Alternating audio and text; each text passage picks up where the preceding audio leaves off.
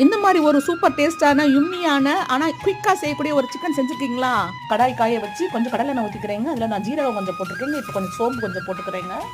வச்சுக்கிற ஒரு 1/2 கிலோ வெங்காயமும் ஒரு பச்சை மிளகாய் கொஞ்சம் கருவேப்பிலை போட்டிருக்கேங்க.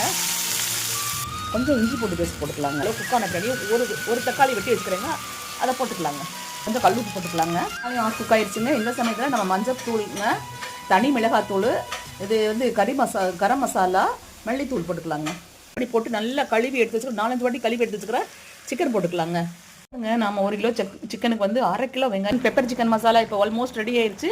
இதில் பாருங்கள், நான் கொஞ்சம் கொத்தமல்லி, கொஞ்சம் புதினா பொடி, இது பெப்பர் உடச்சி வச்சதுங்க, போட்டுக்கலாங்க. அவ்வளோதாங்க.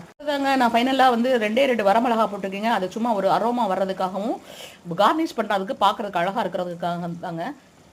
இந்த சூப்பரான யும்மியான ப்ரோட்டீன் ரிச்சான பெப்பர் சிக்கன் வந்து சப்பாத்திக்கு, ஒயிட் ரைஸுக்கு, ரச சாத்துக்கு, சாம்பார் சாத்துக்கு எல்லாம் இருக்கும். ஒரு வாட்டி ட்ரை பண்ணுங்க.